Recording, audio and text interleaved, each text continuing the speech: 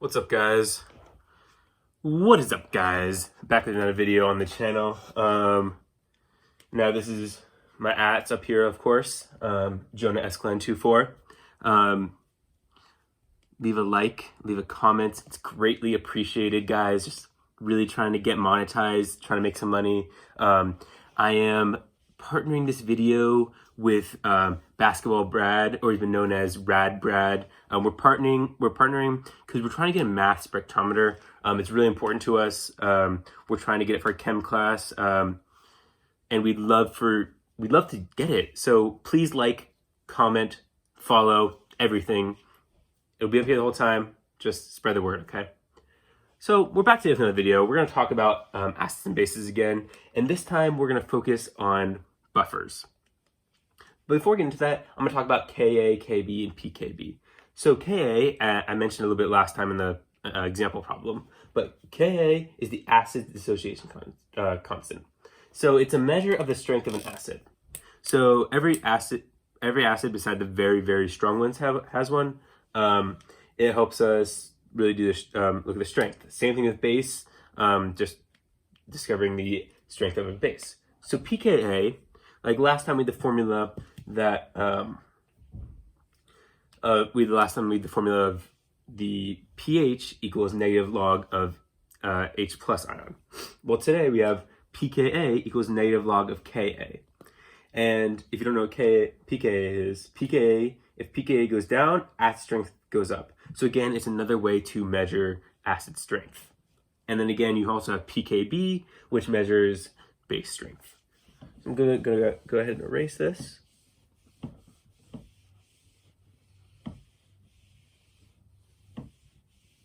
All right, so today we're going to talk about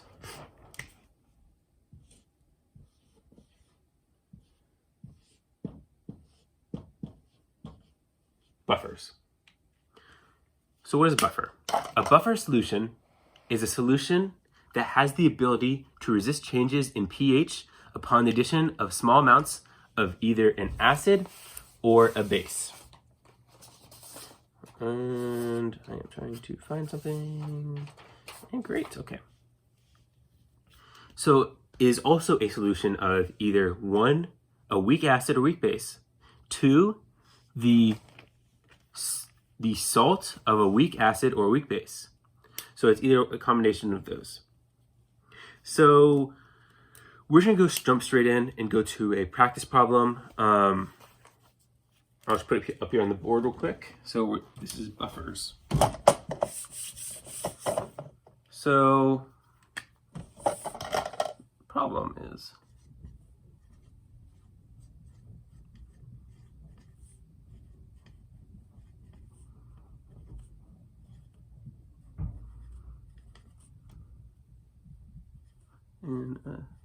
so I'll write this, you know, you can go like and follow. We need that mass spectrometer, come on. It's thousands of dollars, and it would really help our understanding of chemistry, especially our teacher, Miss A. So remember, like mine or Bradley's videos, or both, would really be helpful. Okay, great. Here's the problem. A solution, which is 0.15 molarity in acetic acid and 0.01 molarity in sodium acetate. So in this, we're trying to find the pH. Okay, and very similar like the last problem. If you can guess what we're gonna do, we're gonna do an icebox. But first, we must get the formula down. That's the most important part. Well, that's not really the most part, but it's very important to the problem. So acetic acid, the formula for that is CH5COOH, and it is aqueous. And it yields H plus, because it's an acid, and sodium acetate. So CH3COON. And again, we're gonna do the icebox. So I'll give you a quick glance of what this looks like right now. Very similar to last time. We're just trying to get the right components to be able to put into the formula. So again, we start with 0.15 of acetic acid, 0 of H plus, and then 0.10 of sodium acetate. So again, we're going to subtract from the reactant side and add an X to the product side, and we're going to end up looking like this.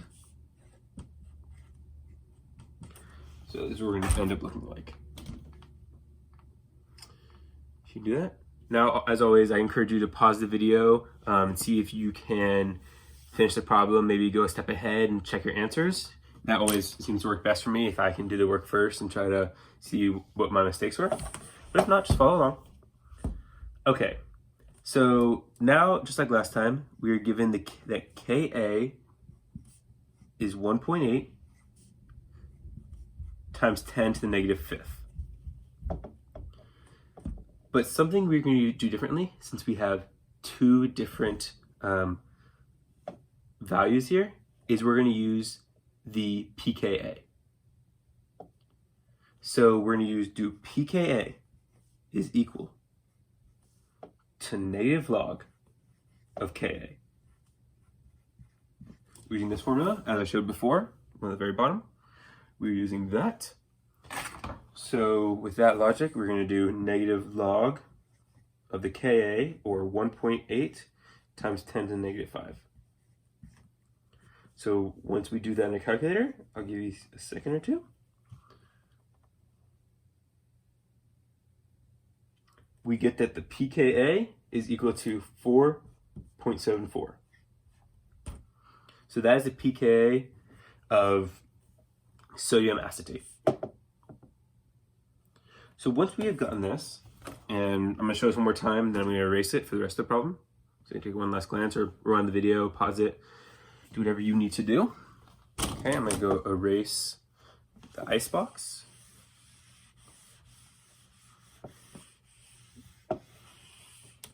So one of the most important formulas for buffers is this. I'm going to write it out real quick, and then we're going to use it. We'll talk about why it makes sense.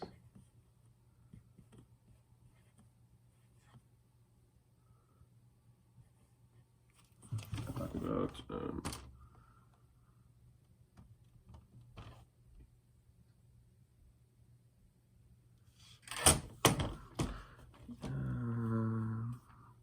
H plus.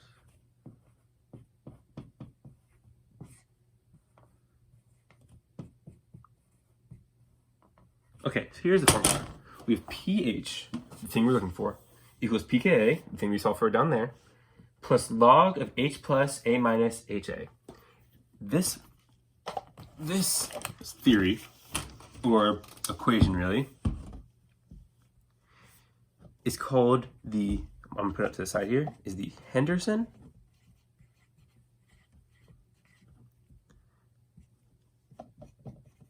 Hasselbalch equation.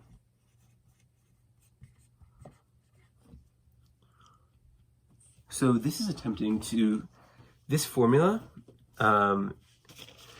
allows you to use, it makes it very easy to solve buffers problems. So I use it whenever I need to solve a buffers problem, and it works every time. So we're going to try to apply that same logic here. Oh, my bad. Should be, that is my bad.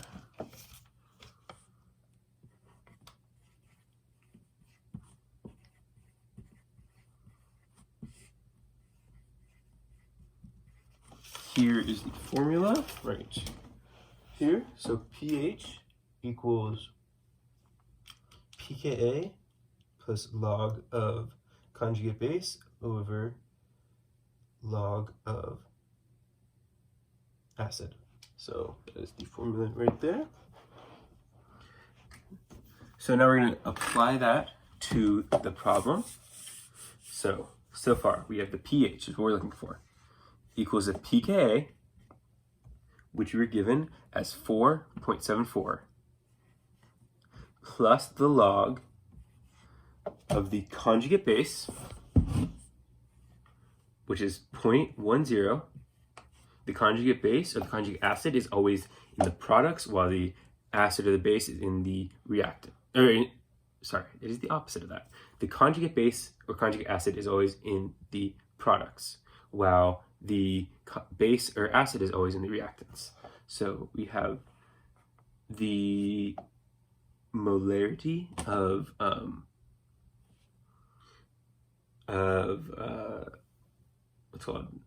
sodium acetate over 0.15, which is the molarity of acetic acid. So this is what my formula looks like. And with this, we're going to solve the buffers problem. Let me check how much time has elapsed. 10 minutes already, Jesus, okay. All right, so we're going to solve this. And if you just plug into your calculator, you should get that the pH is equal to 4.56. So there we go. That is how you solve a buffers problem.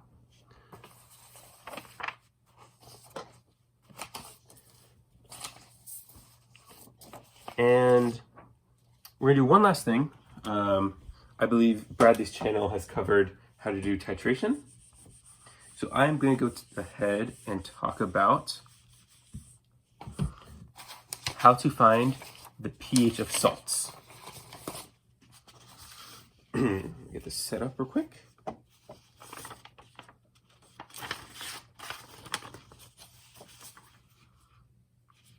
So I'm gonna write the formula. Find the pH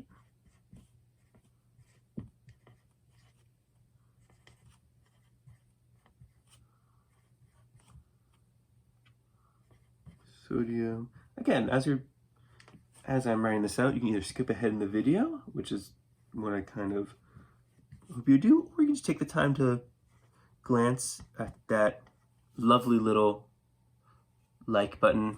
We really, again, I'd really like to encourage you to press that button, comment, hashtag for the mass spectrometer, hashtag we need the money. Both of those are very, very appreciated. They'll help us greatly for that. And I really thank you for taking some time out of your day to watch this video.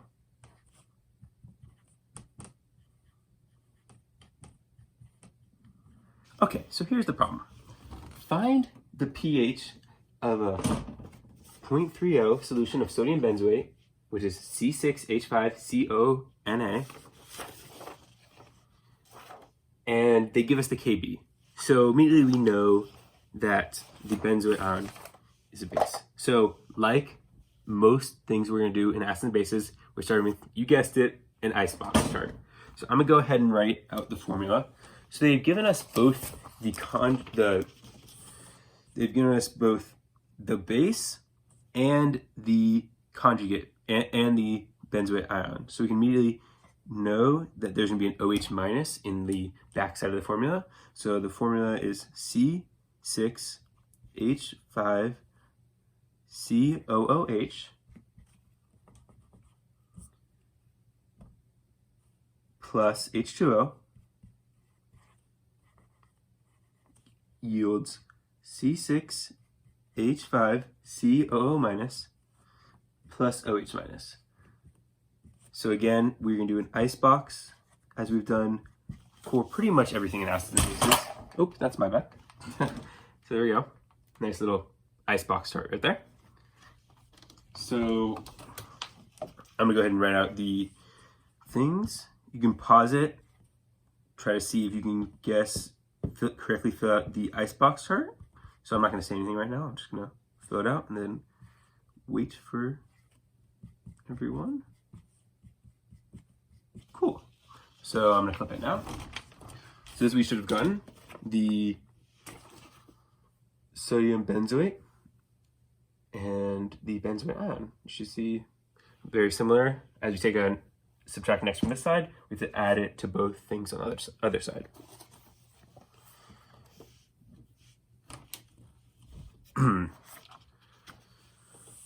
So what we're going to do now is look at the conjugate pair. So as we've seen, the conjugate pair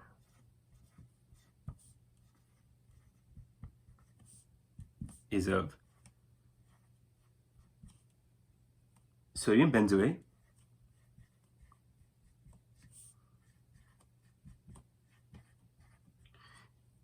and the benzoate ion. So we know that sodium benzoate has a Kb of 1.55 times 10 to the negative 10. But what we don't know is the Ka of sodium benzoate. And that is what we're trying to find. And that is the whole premise of finding the pH of a salt. That's the new thing in this. So the way to do this is to set the Kb.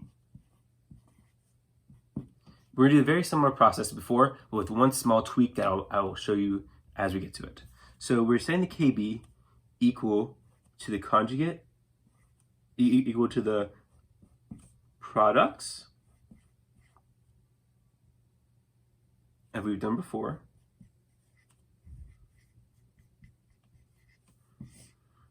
over the reactants. Minus the H2O, of course, because that is never in any problem. So this is what we have right now. You can see down there. From there, we're going to substitute as we've done every other problem. So x squared over 0.30. And again, we do take out the minus x because it comes inconsequential, because it comes very small. It also makes it very easy. So we're going to find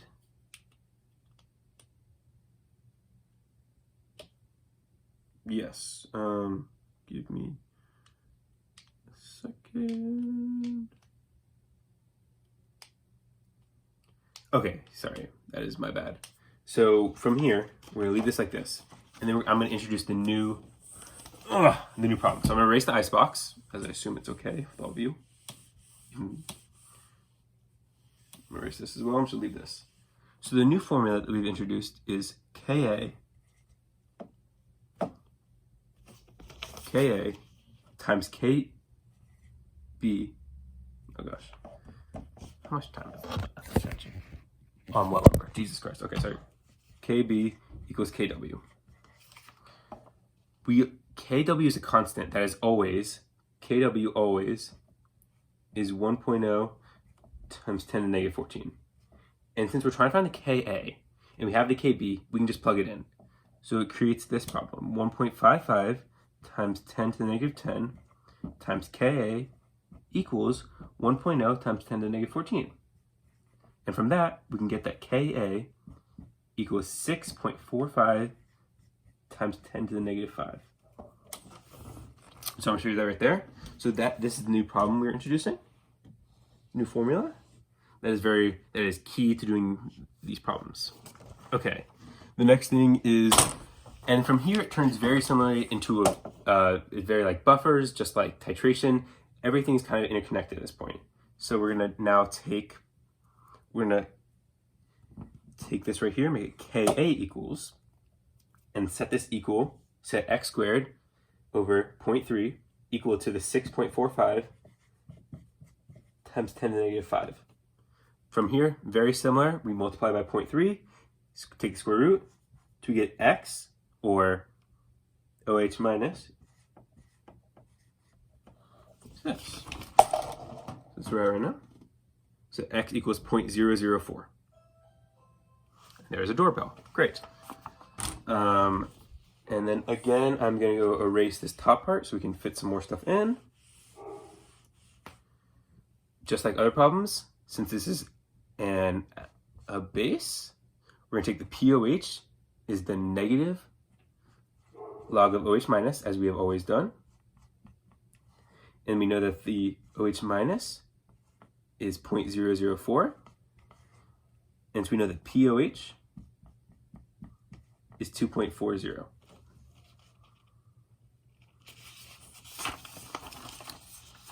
So I'm going to show you this real quick. as we've done before. And then we're going to use the formula we used first, where pH plus POH equals 14. And we're going to get that pH is equal to 11.60. The final answer. So there we go. And that about wraps up today. Thank you so much for watching. Honestly, it might be only Miss A watching this. So if you're here, Miss A, I hope your Corona break is good. Doing well, staying safe. All right, see you later.